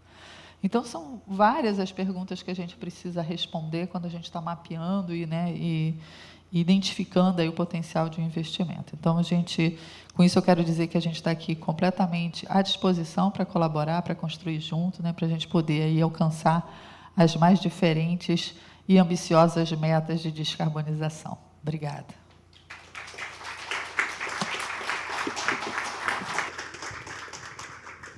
Perfeito, Karine. Eu acho que a gente termina muito bem essa primeira parte do painel, com você trazendo esse realce aí do potencial, das oportunidades, e que mensagem importante de não restringir aí acesso a essa parte de financiamento, que a gente achou tão importante, que a gente vai encerrar o dia hoje falando sobre esse tema. E aproveitando, a gente vai abrir agora para uma sessão de perguntas e respostas. E aí, para não deixar vocês muito tímidos, eu vou começar com uma pergunta eu mesma, né, para também dizer que eu fiz meu dever de casa, mas vou abrir para vocês. Então, esse é o aviso, tá, pessoal? Preparem aí uma pergunta. Mas acho que ligado a esse assunto que a Karine acabou de trazer, como é que é a visão de vocês? Como é que é a parte, acho que posso até fazer em inglês também, Pablo, how the policies and regulations can encourage upstream decarbonization? Você tem uma visão que você possa trazer lá da Shell de incentivo? Tem microfone aí. Desculpa. Funciona? Tá. Está funcionando? Vou tentar. Está funcionando assim? Agora não. Vou tentar em português. Está funcionando ou não está funcionando? Agora sim, agora sim. Vou tentar em português. Eu falei um pouco já sobre essa parte na minha entrada aí. Eu acho que o papel das regulações e políticas é fundamental para promover. Eu acho que o que você quiser, mas obviamente nesse caso a descarbonização da indústria. Como eu falei, a gente advoca, não sei como falar isso, lobby, ou influência para a introdução de um mercado de um carbon pricing. A gente acha que é muito importante para promover, como falei, a criação desse level playing field, não sei como falar, tá? Mas bem importante. As decisões, a gente falou, todos nós falamos das decisões que a gente está tomando e que a gente vai precisar tomar. São decisões muito custosas e com muito risco, algumas delas. Se a gente vai fazer investimentos em offshore power, fazer investimentos em eólicas offshore ou a descarbonização dos nossos FPSOs, são decisões muito custosas e com muito risco. Então, a gente precisa de uma estabilidade e uma previsibilidade, como é? Previsibilidade, obrigado. Previsibilidade e estabilidade das políticas e das regulações para a gente conseguir tomar decisões de investimento. Então, o framework regulatório tem que ser bem claro. Eu acho que, como falei, ajuda muito no desenvolvimento de decisões de investimento. Bom, eu talvez passo a palavra para vocês, mas como eu falei, a gente aboga por um carbon pricing, que acho que vai ser fundamental para o desenvolvimento ou para a descarbonização das nossas operações. Posso? Não, bom, primeiro fazendo coro assim as colocações do Pablo, de fato, a regulação traz todo esse aspecto de segurança. Também estimula, eu acho que hoje, por exemplo, ligado ao tema que nós abordamos aqui, você vê a IMO, que é a Organização Marítima Internacional, realizando uma grande pressão sobre o setor marítimo, novos indicadores de intensidade de carbono, também aplicando sobre o setor, a possibilidade de taxações exclusivas da Europa, por emissões emitidas por navios que irão ter destino para a Europa. Então, tudo isso é um ambiente de estímulo, assim como o potencial de geração de créditos carbono a partir de todas essas ações que nós estamos fazendo, né? Eu acho que pegar só um exemplo de algo que é muito importante, de que o assunto onshore power supply, por exemplo, ele já existe em vários lugares do mundo, tá? Uma coisa que existe em comum é o fato de você ter uma regulação que apoia ao uso. Porque, muitas vezes, quando você faz um olhar simplesmente por preço, eventualmente seja mais barato gerar energia a bordo do navio do que a própria energia gerada em terra. Então, se não existe um estímulo para que aquilo se passe a ser uma prática, é cada vez mais difícil, você necessita somente de um interesse corporativo, né, sem os estímulos externos. Então, acho que isso tudo é fundamental, nos apoiarmos por essas regulações. Só contribuir, Clarice, acho que o que o Adriano colocou é perfeito, né? A gente vem lutando contra, né, esse olhar único só pelo preço, né? Porque a gente entende que tem uma contribuição ao longo da vida útil, né? Não só dos ativos, mas das operações. Então, o preço de etiqueta só não traduz o que a gente aspira, né? E com relação à regulação, é importante a gente separar o que é segurança jurídica do que é evolução regulatória, né? Às vezes, eu vejo as pessoas um pouco falando sobre segurança regulatória, confundindo com a necessidade de uma evolução regulatória. Então, sim, são coisas distintas que a gente precisa ter clareza, né? A gente precisa evoluir muito ainda em muitas regulações que nós temos. Não à toa a gente tem, né, na ANP, por exemplo, uma agenda regulatória bastante extensa e a gente precisa evoluir, a gente precisa ter uma regulação que seja, ao mesmo tempo,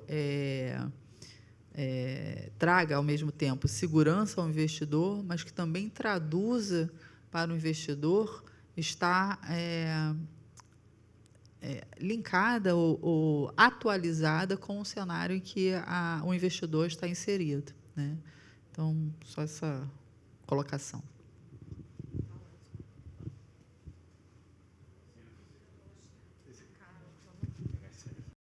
Bom, que agora eu queria abrir ao público, nós estamos... Opa, com energia aqui, temos. Deixa eu te ajudar aqui. Vou pedir a gentileza, se você fizer a pergunta, falar o nome e a empresa. Sou Leonardo Miranda, presidente do Comitê de Energia da Britton. Uma curiosidade, Pablo e Adriano, tem uma notícia recente da Maersk, que eles anunciaram, acho que o primeiro navio, não lembro o tipo de navio, que com combustível é o Green Methanol. A dúvida, a curiosidade, talvez vocês tenham comentado isso, eu tenha perdido, até que ponto isso tem escala, isso foi um teste. Próximo painel, talvez a gente trate disso. E a segunda pergunta, se eu puder, mais uma para a Karine. Posso perguntar da margem equatorial ou vai pegar fogo? Tá bom. A pergunta é, a gente pode se dar o luxo de não explorar a margem equatorial de maneira, obviamente, sustentável e responsável? Obrigado. Quem quer ir primeiro? Bom, Eu acho que a grande pergunta que existe hoje no setor marítimo é qual será o combustível do futuro. Né? E o que a gente vem observando é que, muito provavelmente, não tenha um único combustível. Né? A gente acredita que, primeiro, tem uma visão regional, né? No sentido de qual é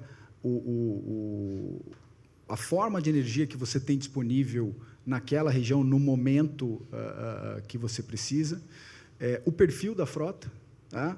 Então, você mencionou da Maersk, né? A Maersk ela atua no setor de containers. Tá? Então, ela tem uma característica de múltiplos port calls na mesma linha, né? Os chamados liners ali. Né? Então, quando ela investe no tipo de navio e também investe até mesmo na produção do próprio combustível que ela pretende utilizar, ela dá uma segurança e ela tem escala para viabilizar aquilo. Tá? Então, nós temos visto a Maersk mesmo, uma que vem investindo muito em metanol, né? Vem anunciando isso. Acho que foi metanol que você mencionou mesmo, né? Metanol verde, perfeito. Temos várias iniciativas em termos de uso direto de hidrogênio, tá? Principalmente embarcações de menor porte. Tá? Eu estive semana passada na Antuérpia, por exemplo, já existem alguns protótipos, né? Rebocadores, embarcações de menor porte, funcionando no hidrogênio. O que nós olhamos, e até eu apresentei aqui um pouco nessa visão de que o Brasil tem uma particularidade de disponibilidade de biocombustíveis, conhecimento sobre a própria experiência adquirida na evolução dos estudos rodoviários, né, que vieram a levar o Brasil a ser hoje um país de referência em termos não só do biodiesel, do etanol, do flex. Tá? Então, com certeza, o Brasil tem uma característica específica para os navios específicos que nós estamos falando. Eventualmente, o primeiro passo, né, ele seja nessa direção, em termos das misturas, usando o combustível clássico, né, seja MGO ou seja o Very Low Sulfur Fuel Oil. Mas, acima de tudo, assim, eu vejo que ainda teremos muitas experimentações até que tenhamos um padrão para a frota mundial, e tudo leva a crer, novamente, assim, que será mais um mix. Né? O LNG, como vem sendo já utilizado como um combustível de transição, estamos recebendo vários navios dual fuel no porto, tá? Por exemplo, já navios modernos, LNG ou bunker. Então, um pouco disso que eu queria comentar aqui. Só adicionar. Perfeito. Eu acho que eu acho, tá? Essa é a minha opinião pessoal. Vai ter um mix de combustíveis dependendo das condições de contorno, dependendo de onde você esteja. Hidrogênio, por exemplo, para mim é difícil agora com o que eu sei entender um transporte global com barcos de hidrogênio. Eu acho que um contexto local, perto de uma fonte, tudo bem. Eu acho que, obviamente, já existe. Mas eu acho que essa scale-up é bem difícil. Mas tudo bem. Acho que a gente tem vários projetos de biocombustíveis, de metanol, CO2 para metanol. Se vocês ficam hoje aqui até hoje de tarde, a gente vai fazer uma apresentação sobre o nosso programa de PID, e a gente tem várias iniciativas nesse sentido, que eu acho que vão ser bem interessantes para vocês. Segunda pergunta. Bom, sobre a margem equatorial, né? A resposta direta é não, né? Nós não podemos, né, nos dar esse luxo, né? Mas aí eu queria contar um pouquinho, que eu não sei se você sabe, mas eu digo que eu sou paraoca, né? Que eu sou filha de mãe paraense com pai carioca. A minha morenice não é de mãe, é de pai, tá? Porque aí me olham assim, lá do Pará, né? Mas, enfim. E aí, não só por isso, mas porque eu digo que, e eu tenho repetido que o secretário, né, Hugo Leal, falou que a gente ainda precisa muito do nosso pretinho básico, e eu digo que ainda corre aqui, né, um pouco de óleo, né, nas minhas veias. Eu estive lá na audiência pública que aconteceu no Oiapoque. Fui me aventurar indo para o Oiapoque, sem reserva em hotel. Cheguei lá. Se qualquer coisa, eu compro uma rede, amarro entre uma árvore e outra, e a gente vai se virando. Mas, assim, é muito importante pelo que eu já falei aqui. A gente tem muito Brasil para construir ainda. A gente ainda precisa desse recurso que construiu toda uma diversidade de mundo que a gente tem hoje, né? Isso foi possível porque a gente foi desenvolvendo produção de óleo e a gente chegou onde a gente chegou. Então, a gente ainda precisa muito desse óleo e a gente precisa entender o que a gente tem. Então, eu digo assim, a gente não conhece o que a gente tem no Brasil. A gente tem, de pesquisa, apenas conhecimento de 5% do que a gente tem. É nada. É nada. Então, a gente tem que ter o direito, né, de conhecer o que a gente tem. E, depois, ter critérios para poder resolver, entender e definir o que a gente vai fazer com o que a gente tem, né?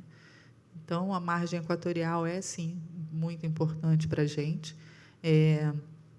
Eu estive aí recentemente, né, como diretora da Unip, o que me deu aí uma visão um pouco maior para além do Rio de Janeiro. Então, fui fazer o onshore brasileiro, né, nesse período último, olhar o que foi essa construção do onshore brasileiro, a quantidade de operadoras que foram criadas, né, de pessoas que, com uma ideia na cabeça, foram atrás e criaram. E a gente hoje olha e vê empresas enormes, porque tiveram 1, 2, 3 pessoas que se juntaram e foram atrás e criaram essa oportunidade que a gente está vendo acontecer no Brasil, né?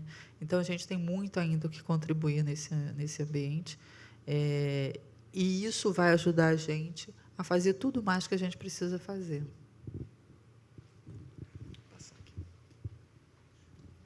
Tá bom? Tem mais uma pergunta?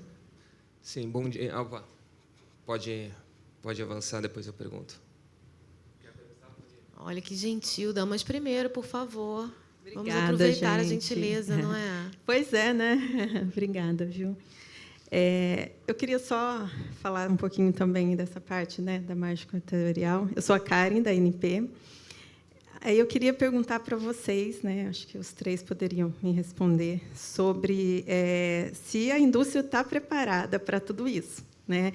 A Karine deve saber o potencial que a gente tem lá, em termos de destravar, né, tudo o que a gente precisa para acelerar nesse tema que a gente está falando. Mas a gente precisa ter isso, pensar bastante fora da caixa, né, implementar projetos inovadores, porque o nosso medo, né, é esse. Hoje, na onde nós estamos, nós sabemos que a gente tem esse potencial para desenvolver tudo com sustentabilidade, né? Mas eu quero ouvir de vocês um pouco sobre isso, como que a indústria está se planejando para que a gente possa ter isso a curto prazo, né? Obrigada pela tua pergunta, acho bem pertinente. Vamos aproveitar só fazer 2 em 1, porque a gente passa para o lado de cá, responde e termina o painel. Eu sei que tinha mais um colega com uma pergunta. Pode fazer já também? Tá. Primeiro, meu nome é Cristiano Borges, trabalho na Vast Infraestrutura. Parabéns pelas ótimas apresentações. Para ser direto, a pergunta é para o Pablo. Ele mencionou que, dentro dos motores do crescimento, a primeira pilar é no upstream, e no upstream uma das iniciativas está relacionada a FPSOs, que tenham menores emissões, e você mencionou rapidamente onshore power supply.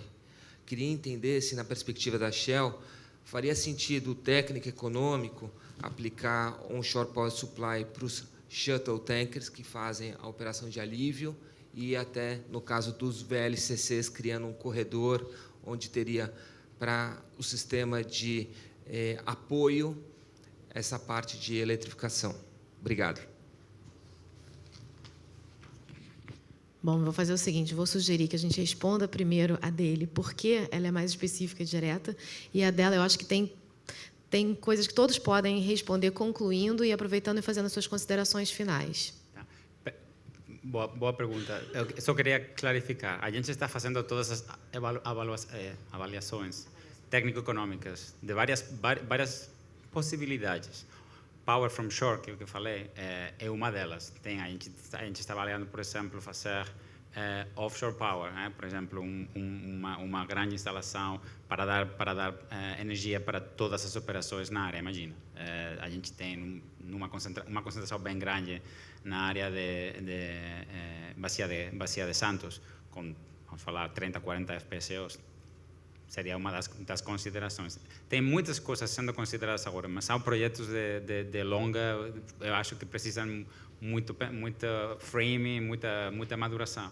O que você falou agora seria uma possibilidade também, tá? Mas também outra possibilidade que a gente está avaliando, por exemplo, é fazer o mesmo conceito, mas com offshore power, com offshore wind, por exemplo, tá? Com energia eólica. Tem várias alternativas sendo avaliadas. E quem saberá qual vai ser o resultado final, mas o importante é que a gente está fazendo todo o trabalho para avaliar. Todas as opções ficam na mesa agora mesmo. Obrigada, Pablo. E aí, acho que indo para a primeira pergunta, aí, estamos preparados? A indústria, a cadeia de fornecimento tem condições de aguentar um desafio desses? Bom, talvez vou começar. Do meu ponto de vista de uma operadora e uma operadora grande no país, eu acho que a indústria Brasil tem décadas de experiência, não é uma indústria novinha. O pré-sal já está em produção desde o começo de 2010, mais ou menos, 2009, 2010. Mas antes do pré-sal a gente tinha, obviamente, a bacia de Campos, águas someras e águas mais profundas depois. Então, a indústria tem muita experiência, tá? Tem 5, 6 décadas de operações. É uma indústria bem segura, do meu ponto de vista. A gente faz as coisas da maneira certa. Eu acho que o que você falou antes era um ponto muito importante, que era ter regulações seguras que continuam evoluindo para refletir a realidade do momento, não? Então, eu acho que as regulações continuaram evoluindo para refletir a nossa situação atual. Ponto que queria falar, eu acho que do ponto de vista das operações, a gente não sabe se tem alguma coisa ou não na máquina equatorial, tá? Só para começar, a gente não sabe. A gente precisa avaliar o potencial. Tem muito potencial, mas a gente precisa testar. Para testar, a gente precisa conseguir licenças. Então, a pergunta é um pouco assim famoso ovo e galinha, né? Ovo ou galinha, não? Eu acho que a indústria está preparada. A indústria faz coisas preparadas desde o ponto de vista de emergency response, desde o ponto de vista de segurança de processos, do ponto de vista de segurança das operações de perfuração, do ponto de vista de licenciamento ambiental. Eu acho que todas essas partes a gente tem já décadas de experiência que a gente pode usar diretamente na margem equatorial. Contexto diferente, logística bem diferente. E eu acho que talvez você consiga adicionar aí na parte de logística, mas de um ponto de vista operacional, eu acho que a gente tem todas as condições para ir para frente. Só pediria para a gente já fazendo com uma conclusão aí. Não, rapidamente, eu acho que não especificamente da indústria do óleo e gás, eu acho que o Paulo já comentou com bastante propriedade aqui. Mas eu diria também que, do ponto de vista da parte de logística, né, o Brasil, da mesma maneira, tem um grande conhecimento. Nós temos hoje uma infraestrutura de suporte à atividade offshore considerada de ponta no mundo, né? Nós temos a maior supply base né, de apoio offshore situada lá no Porto do Açu, por exemplo, referência mundial nesse tipo de serviço. E um tema que eu queria comentar, eu acho que é o quanto essa temática de descarbonização e transição energética conecta, né? E o quanto ela abre portas e ela abre as possibilidades de buscarmos conhecimento onde quer que ele esteja, né? Eu acho que teve um período onde nós tínhamos aquela visão de segredo industrial, algo muito fechado, muito fechado. E hoje, nas buscas dos nossos desafios, que não são tão complexos, mas que até externamos aqui, as portas se abrem de uma maneira espantosa, né? E eu acho que tem uma mensagem global que é, sem a união, sem um foco integrado, sem uma busca por superar esses desafios de forma conjunta, nós não vamos chegar lá, né? Então, eu acho que se o Brasil já tem um capability de infraestrutura, de conhecimento, de pessoas para explorar essas novas fronteiras, nós temos também condições de buscar o que tem complementarmente no mundo e ele estará acessível. Esse é meu gut feeling aqui e como eu tenho percebido quanto as portas para a inovação e assim por diante se abrem nesse sentido, né? Então, só um comentário. Obrigada. Eu vou, obviamente, né, acompanhar o Pablo, né, dizer que a gente está preparada, mas dizer o seguinte, que quando você tem uma oportunidade, né, e a oportunidade, a demanda está colocada aqui, né, a gente tem muita demanda colocada aqui, né, a gente está vendo algumas empresas já naquele processo que a gente viu alguns anos atrás, né, de pegar um engenheiro recém-formado de uma outra empresa, e ele passa um ano aqui, ele já vê capturado por uma outra empresa e ele vai subindo rapidamente. As nossas engenharias são engenharias que são reconhecidas fora do Brasil como engenharias bastante eficientes, fortes. A gente já viu também no passado que rapidamente a gente conseguiu responder aos desafios que foram colocados, não só pelo exemplo que a Petrobras sempre nos dá, né? É importante que a gente entenda também que a gente tem dentro do SEMPES, né, uma grande empresa de engenharia, o que, por um lado, é bom, mas, por outro lado, também restringe o desenvolvimento de outras empresas de engenharia, né? A gente já fala isso há bastante tempo, e a gente vai voltar a falar sobre isso. Mas o que eu quero dizer é que, quando você é colocado de frente a uma oportunidade, essa decisão é uma decisão do ser humano, se você topa ou se você não topa. Eu digo o seguinte, eu consigo formar um especialista em petróleo e gás que tenha formação formal em nutrição, se ele quiser. Mas eu não vou conseguir formar um especialista em petróleo e gás, ainda que ele tenha feito engenharia de petróleo e gás, se ele não quiser. Então, se a gente quiser, a gente vai estar pronto. A gente precisa querer estar. E aí a pergunta é, a ANP está pronta? Bom, com esse desafio, eu acho que eu vou sugerir a todos que a gente parta para a discussão durante o coffee break. E a gente continue, porque tem muito para discutir, né? Então, falando de operações sustentáveis, a gente se sustenta agora com um coffee break para discutir. Obrigada a todos. Convido a retornar em 15 minutos, tá bom, pessoal?